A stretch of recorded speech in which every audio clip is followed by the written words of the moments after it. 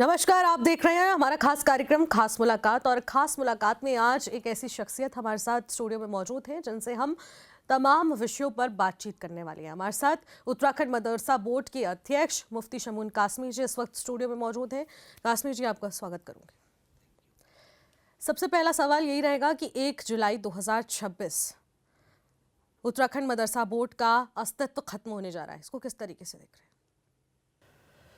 देखिए, उत्तराखंड राज्य के माननीय मुख्यमंत्री पुष्कर सिंह धामी जी का ये एक ऐसा कदम है जो आने वाले दिनों में उसका बहुत अच्छा परिणाम आने वाला है। और मैं ये बात इसलिए कह रहा हूँ कि उत्तराखंड मदरसा बोर्ड तो था, मगर उसे उसके जो प्रमाण पत्र हैं उन्हें समकक्षता हासिल नहीं थी। उन प्रमाण पत्रों की बच्चों को कोई लाभ नहीं होता था, वो किसी जगह एडमिशन नहीं ले सकते थे। यहाँ तक कि पासपोर्ट बनवाने के लिए भी वो मान्य नहीं था। तो ऐसी परिस्थितियों में बोर्ड को या तो समकक्षता मिलनी चाहिए थी या उसका अल्टरनेट होना चाहिए था। माननीय मुख्यमंत्री पुष्कर सिंह धामी जी ने शैक्षिक प्राधिकरण माइनॉरिटी बना करके जहाँ मुसलमानों के बच्चों को जो मदरसों में पढ़ते थे उन्हें गुणवत्तापूर्ण एजुकेशन मिलेगी जी। उसी के साथ साथ सिख, मुस्लिम, ईसाई, बौद्ध, पारसी, जैन आदि जितनी भी जो अल्पसंख्यक समाज है उनके बच्चों को अच्छी एजुकेशन मिलेगी और उनके जो उनके संस्थाएं हैं उन्हें एक ही छत के नीचे प्रमाण पत्र मिलेगा, मान्यता मिलेगी।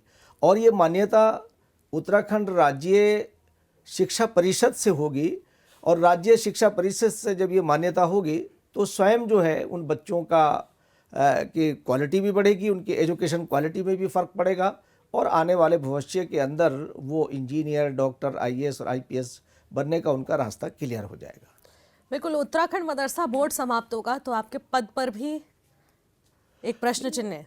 नहीं, देखिए, वो तो जुलाई तक मैं जुलाई पे उस पर कार्यरत हूँ और जुलाई के बाद प्राधिकरण आ जाएगा। तो जाहिर बात है कि उसका तो एक कार्यकाल होता है। मेरा अपना कार्यकाल जो है वो पूरा होने वाला है।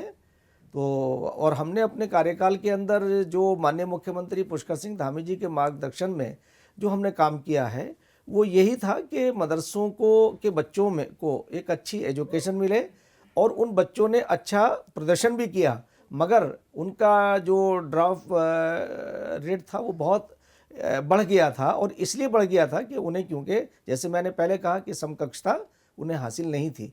अब इक्वलिटी की एजुकेशन मिलेगी तो जाहिर है कि उनका भविष्य अच्छा होगा।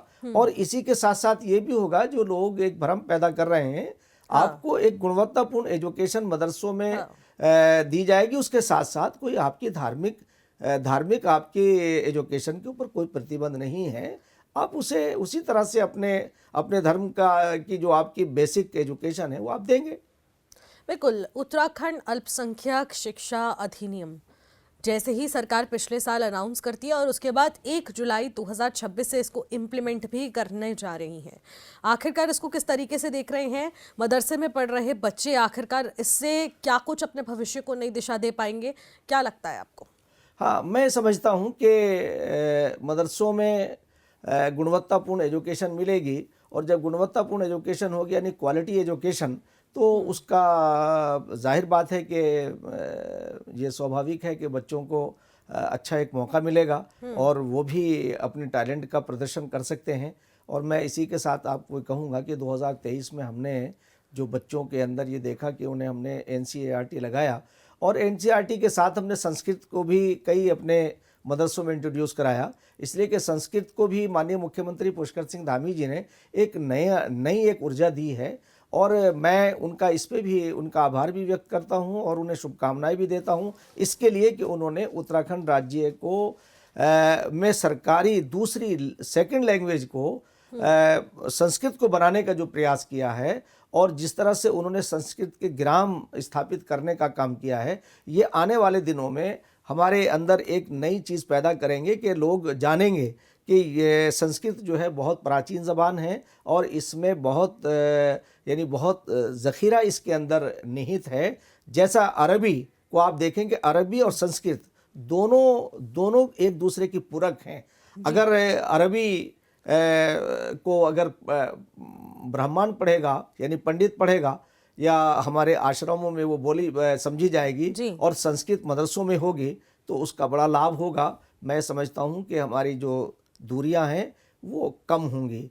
और जो ये निर्णय हमारे माननीय मुख्यमंत्री जी ने लिया है, क्योंकि माननीय मुख्यमंत्री पुष्कर सिंह धामी जी एक ऐसे अब तक के मुख्यमंत्रियों में सबसे बेस्ट काम करने वाले हैं और किसी के साथ में वो अन्याय नहीं बल्कि न्याय की बात करते हैं। जैसे बहुत सारी चीज़ों में लोगों में एक कन्फ्यूज़न है कि वो या वो भ्रम पैदा कर रहे हैं। मुस्लिम कम्युनिटी से रिलेटेड कुछ लोग हैं जो मुसलमानों को भरमाते हैं, उनके लिए काम कुछ नहीं करते। उन्होंने उनका रिकॉर्ड ये है कि उन्होंने कोई काम मुसलमानों के लिए पॉजिटिव नहीं किया, बल्कि पर्टिकुलर वो एक पॉलिटिकल पार्टी के लगभग वो मीडिएटर बने रहे। और 60 साल मैं ये कहूँगा कि कांग्रेस का कार्यकाल रहा है, उन्होंने मीडिएटर बन के सिर्फ और सिर्फ तुष्टीकरण का काम किया और तुष्टीकरण के होने के कारण उनका कोई भी कार्य मुसलमानों का सफल नहीं हो पाया और नतीजा ये हुआ कि वो मेन स्ट्रीम से कट गए और वो वोट बैंक बनकर के रह गए। और आज की जो सरकार है, आज के माननीय मुख्यमंत्री पुष्कर सिंह धामी जी, उनका विजन ये है कि सबका साथ हो, सबका विकास और सबका विश्वास हो, उसे आगे लेके चल रहे हैं। बहुत सारे लोग ये समझते हैं कि हमारे माननीय मुख्यमंत्री जी कहीं कोई भेदभाव करते हैं, तो मैं कहना चाहता हूं कि जिन मज़ारों को हटाया है वो कीमती सरकारी ज़मीनों पर बने हुए थे। और फिर मज़ारों का जो कंसेप्ट ये था कि लोग उन्हें समझते थे कि वो अच्छे लोग होते थे, यहाँ तो कोई डॉक्यूमेंट्स ही नहीं है, आपने फर्जी बना के खड़े कर दिए और फिर आपने ये किया कि उसका फ़ायदा पर्टिकुलर एक परिवार को पहुंच रहा है। जो परिवार उस पे जो आमदनी होती है उसके परिवार पर खर्च होता है, कम्युनिटी पर कोई खर्च नहीं होता। लेकिन जिस तरीके से आप बता रहे हैं और आपके विचार बता रहे हैं, तो इस कानून से तो किसी को कोई दिक्कत नहीं होनी चाहिए और मुस्लिम समुदाय भी इस कानून का और धामी सरकार के इस फैसले का स्वागत करता हुआ नजर आ रहा है। लेकिन दूसरी तरफ अगर देखा जाए तो कुछ ऐसे दल हैं, विपक्षी दल कांग्रेस, वो लगातार मुस्लिम समुदाय के साथ खड़े नजर आते हैं। कहा जा रहा है कि अल्पसंख्यकों की हत्या की जा रही है। वक्फ कानून लाकर मदरसा बोर्ड खत्म करके ये कानून पर सीधा सीधा हमला है और उनके अधिकार का हनन करना है। इसके अलावा भी जिस तरीके से अवैध मज़ारों पर बुलडोजर की कार्रवाई की जा रही है उनके डॉक्यूमेंट्स पूरे ना होने पर, तो कहा जा रहा है कि आखिरकार ये कार्रवाई मंदिरों पर क्यों नहीं, सिर्फ और सिर्फ मज़ारों को टारगेट क्यों किया जा रहा है, एक पर्टिकुलर समुदाय को क्यों टारगेट किया जा रहा है? क्या इस तरीके का भेदभाव मुस्लिम समुदाय महसूस कर पा रहा है? नहीं, देखिए, मैं जितना आपको बताऊं कि जिस तरह से प्रोपेगेंडा किया जा रहा है कांग्रेस का, क्योंकि विपक्ष का यही काम है और विपक्ष अपनी हैसियत खो चुका है। मुसलमानों को उन्होंने मेन स्ट्रीम से जुदा करना और अलग थलग कर देना, ये कांग्रेस का पुराना रिकॉर्ड है। और उन्होंने कुछ लोगों को अपने मीडिएटर बनाया और उन मीडिएटरों ने ये प्रोपेगेंडा किया। आज अगर आप इन जनरल देखते हैं, उत्तराखंड राज्य के अंदर जो मुसलमान हैं जिनके डॉक्यूमेंट्स पूरे हैं, चाहे वो मज़ार हो, चाहे मदरसा हो, चाहे मस्जिद हो, उसके ऊपर कोई कार्रवाई नहीं है। और अगर कहीं अतिक्रमण है तो चाहे वो मंदिर हो, चाहे वो अन्य धर्म स्थल हो या मस्जिदें हों, उन्हें उस जगह पे नहीं रहना चाहिए। इसलिए कि इस्लाम जो हज़रत मोहम्मद सल्लल्लाहु अलैहि वसल्लम पैगम्बर इस्लाम हैं, उन्होंने स्वयं इस बात की उनके जो सिद्धांत हैं और जो इस्लाम का मेन सिद्धांत है, वो किसी भी कब्जाई हुई ज़मीन पर किसी के नाजायज़ पैसों से नहीं बनाई जा सकती। जब उसे बनाया नहीं जा सकता तो और आपके पास डॉक्यूमेंट्स नहीं हैं, और डॉक्यूमेंट्स का मतलब ये होता है कि अगर आपके पास कागज़ पूरे हैं तो आप किसी भी जगह जाकर के अदालत में आप जा सकते हैं, आपके लिए सारे रास्ते खुले हुए हैं। इनके पास ना डॉक्यूमेंट्स हैं, बल्कि जैसे वक्फ प्रॉपर्टी के बारे में अगर आपने वक्फ का नाम लिया, तो वक्फ पे जो वक्फ संशोधन आया है वो उससे आने वाले दिनों में मुसलमानों को फ़ायदा होगा। अब तक उस करोड़ों एकड़ की, लाखों एकड़ की जो ज़मीन वक्फ बोर्ड के पास है, तीसरे नंबर की, वक्फ बोर्ड में जो वक्फ के अध्यक्ष हुए या वक्फ बोर्ड हुआ, वो तो फ़ायदे में रहा। वक्फ से मुताल्लिक जो गरीब यतीम उससे रिलेटेड थे उन्हें कोई फ़ायदा नज़र आया हो तो कोई आकर के बताए। बिल्कुल। और ये इन 11 सालों के अंदर हमारे प्राइम मिनिस्टर श्री नरेंद्र मोदी जी ने बड़ी पारदर्शिता के साथ, बड़ी ट्रांसपेरेंसी के साथ, बगैर किसी भेदभाव के तमाम योजनाओं के अंदर मुसलमानों को शामिल किया है। एक भी योजना ऐसी नहीं है जिसमें मुसलमानों की भागीदारी ना हो, बल्कि मुसलमानों की आबादी के हिसाब से उन्हें ज़्यादा फ़ायदा मिला है। जितना हिंदू भाइयों को फ़ायदा हुआ है उतना ही मुसलमानों को फ़ायदा हुआ है। मैं समझता हूँ कि ये 60 साल का जो कार्यकाल रहा है कांग्रेस का, उसमें उन्होंने एक ही काम किया कि आरएसएस और बीजेपी से खौफजदा करके मुसलमानों का तुष्टीकरण किया, उन्हें डराया और वोट बैंक बनाए रखा।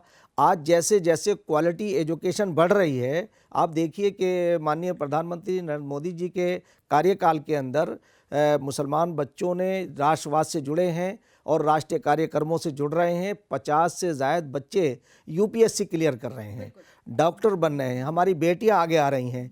तो अगर आप उनके बारे में ये देखें तो आप ये कह सकती हैं, मैं ये बात कह सकता हूँ कि मुसलमानों की ग्रोथ हुई है। पिछले 60 सालों के अंदर इतने दंगे कांग्रेस के कार्यकाल के अंदर हुए हैं कि आप शहर गिनते गिनते आप थक जाएंगी। और आज का भारत दंगा मुक्त है, सब लोग आगे बढ़ रहे हैं, हिंदू भी आगे बढ़ रहे हैं, मुसलमान भी आगे बढ़ रहे हैं, सिख भी आगे बढ़ रहे हैं और ईसाई भी आगे बढ़ रहे हैं। हम सब लोग आगे बढ़ रहे हैं और हमारा देश प्रोग्रेस कर रहा है। आज की अगर हम बात करें अपने उत्तराखंड की, तो उत्तराखंड को आप देखिए कि जिस तरह से उत्तराखंड माननीय मुख्यमंत्री पुष्कर सिंह धामी जी के नेतृत्व के अंदर, उनके कुशल नेतृत्व में और प्रधानमंत्री जी के संरक्षण में जिस तरह से प्रोग्रेस की है, आप जितने भी हमारे धर्म स्थल हैं, जो 4 धाम हमारे उत्तराखंड के अंदर हैं, उनका किस तरह से विकास हुआ है और किस तरह से यहाँ श्रद्धालुओं की तादाद बढ़ी है। आप इसे ये बात कह सकते हैं, मैं ये बात कह सकता हूँ कि वसुधैव कुटुंबकम हमारी संस्कृति है, हम भारत की संस्कृति है और आरएसएस और बीजेपी उस वसुधैव कुटुंबकम की भावना को आगे लेके चलते हैं। हमारे प्राइम मिनिस्टर ने पूरे विश्व के अंदर वसुधैव कुटुंबकम की जो एक छाप छोड़ी है, वो अपने में एक मिसाल है।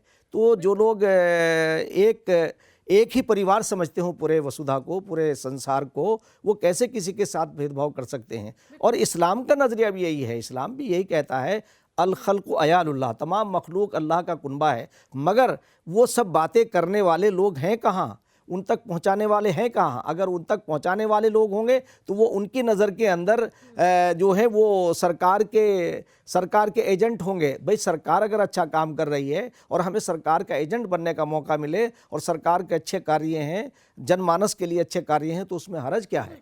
बिल्कुल काश्मीर जी, कोई धर्म गलत चीज़ नहीं सिखाता, धर्म सही और सत्य राह पर चलना ही सिखाता है। चाहे वो मुस्लिम धर्म क्यों ना हो, सनातन धर्म क्यों ना हो, चाहे वो ईसाई सिख धर्म क्यों ना हो। काश्मीर जी, एक और सवाल आपसे लेना चाहूँगी। सरकार जो तमाम कानून सरकार लाती है उसका विरोध भी होता है, लेकिन जिसको इसका विरोध करना चाहिए उन्हें छोड़कर बाकी सारे लोग इस चीज़ के विरोध में आ जाते हैं। क्या उन्हें सही गलत का पता है या फिर नहीं, या फिर सिर्फ और सिर्फ विरोधाभास की नीति से राजनीति की जा रही है? लेकिन इसी राजनीति को भुनाने की कोशिश भी की जाती है, इसको पंख दिए जाते हैं, इसे हवा दी जाती है। लेकिन एक और सवाल, धर्मांतरण कानून सरकार लेकर आती है, उस विषय पर भी लगातार सवाल उठाए जाते हैं। यूसीसी से भी कहा जा रहा है कि यूसीसी के जरिए भी लगातार अल्पसंख्यकों की हत्या की जा रही है, उनके धर्म की हत्या की जा रही है। क्या वाकई में इस तरीके का महसूस किया जा रहा है? देखिए निशा जी, आपका बहुत अहम सवाल है कि वो कहते हैं कि पानी जूंका तू और कुनबा डूबा क्यों। मुसलमानों के अगर ये इतने हितैषी थे तो 60 साल इन्होंने राज किया है, कांग्रेस ने विशेषकर, और अन्य दलों ने भी 10-10, 15-15 साल जो है उन्हें देश ने मौका दिया।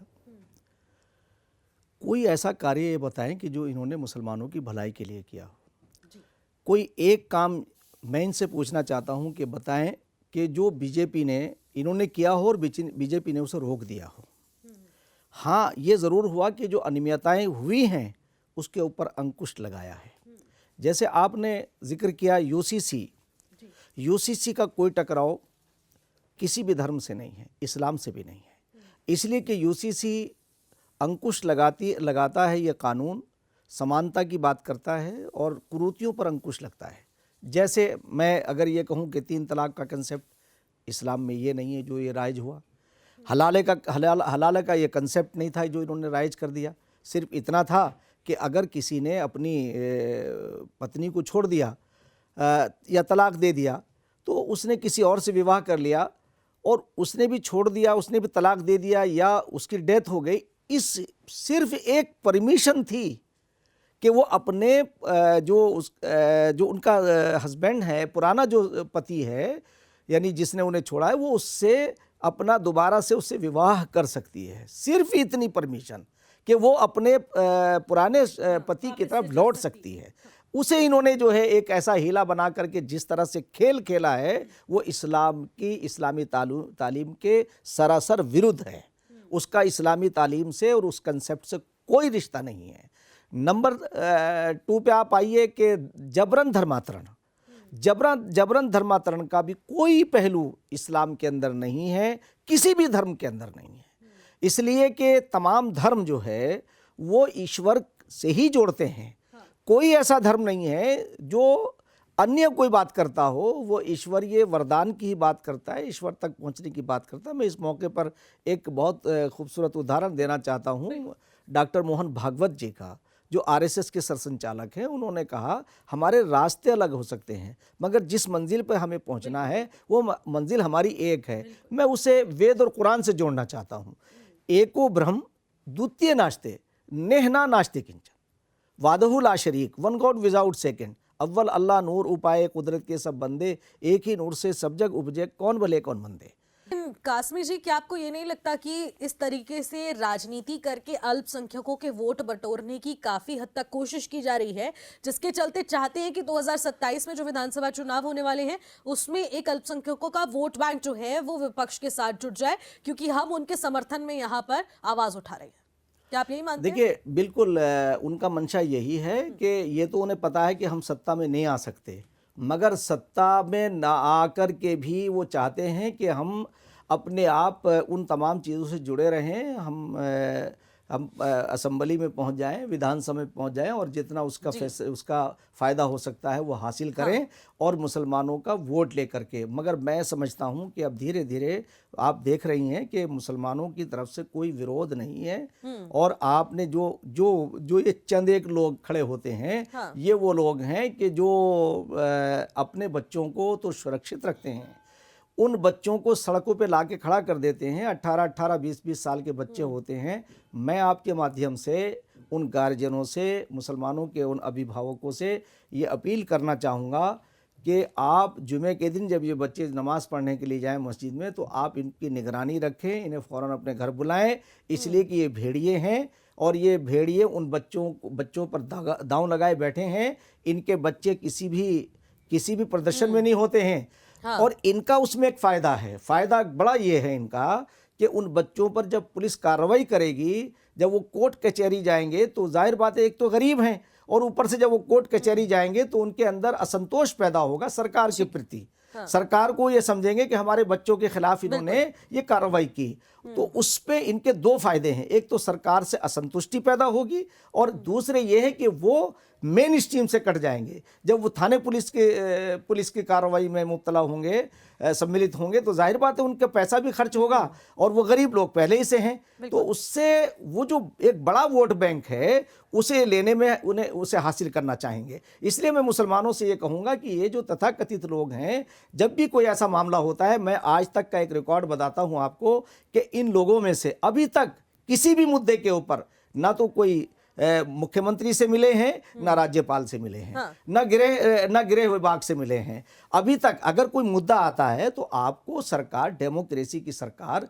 किसी पार्टी की नहीं होती, राज्य की होती है।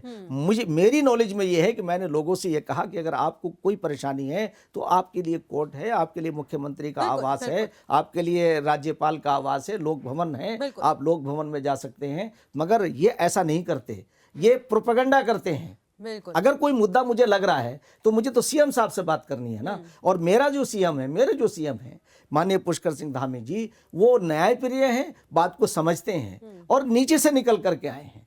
तो अगर लोग ये बात करते हैं सिर्फ और सिर्फ इसलिए है कि ताकि मुसलमानों को जो पढ़े लिखे नहीं हैं उन्हें बहकाया जा सके। बिल्कुल। और इसी बीच मुझे एक और बात याद आती है जिसको लेकर अभी खूब विवाद छिड़ा और इसको लेकर भी विरोध प्रदर्शन यहाँ देखने को मिले। मुस्लिम पक्ष के हित में यहाँ पर विपक्ष पार्टी भी पूरी तरह से निकलकर सामने आई। जब बात गंगा तटों की आई कि गंगा घाटों पर गैर हिंदुओं के प्रवेश पर पूर्णतः रोक लगा दी जाए, आखिरकार इस मुद्दे को लेकर आप लोग किस तरीके से देख रहे हैं, पूरा समुदाय किस तरीके से देख रहा है? क्योंकि एक तरफ कहा रहा है कि इसमें जो गैर हिंदू है उसमें सिख समाज नहीं आता है, लेकिन आखिरकार किनको टारगेट करने की कोशिश की जा रही है, आप क्या मानते हैं? नहीं, देखिए, जो गर्भगृह है, जो धार्मिक स्थल है, उस पे तो दूसरे लोगों को खुद ही उससे, क्योंकि जो पूजा पद्धति, देखिए हमारे नफ़े और नुकसान एक हैं, पूजा पद्धति हमारी अलग है। बिल्कुल। तो अगर किसी की पूजा पद्धति में आप जाके शामिल होंगे तो वो तो वैसे भी उचित नहीं है। और फिर दूसरे आपको देखिए कि हमारे उत्तराखंड क्योंकि बहुत संवेदनशील है, आपने पिछले दिनों देखा होगा कि यहाँ एक ऑपरेशन चला कालनेमी। तो कालनेमी का मतलब ये था कि जो लोग भेष बदल करके आ जाते थे और वो लोगों को गुमराह करते थे या ठगते थे। तो इसी तरह से अगर आप देखें, अभी पिछले दिनों एक हरिद्वार से एक न्यूज़ आई कि दो लड़के अरबी शेख का भेष बना करके वो वीडियो बना रहे थे।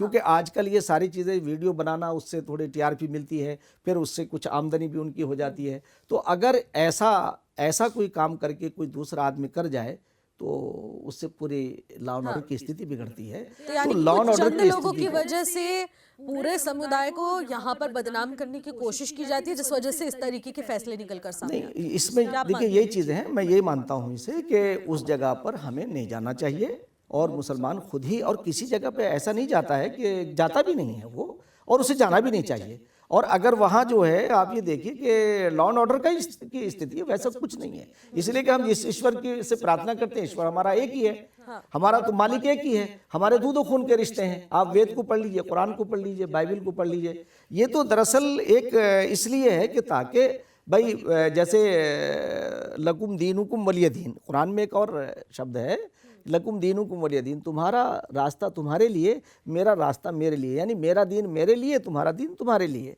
भाई आप भी अच्छे रहो, मैं भी अच्छा रहूं, एक दूसरे का सम्मान करें हम। तो ये सारी चीज़ें तो मैं समझता हूँ कोई ऐसी इस पे बिल्कुल। देखिए, जब विपक्ष इस तरीके के मुद्दे उठाता है तो उनका साफ तौर पर यह भी कहना है कि 2027 में अगर देश भर में देख लिया जाए या प्रदेश भर की स्थिति देख ली जाए तो सिर्फ और सिर्फ भारतीय जनता पार्टी धर्म की राजनीति करती है।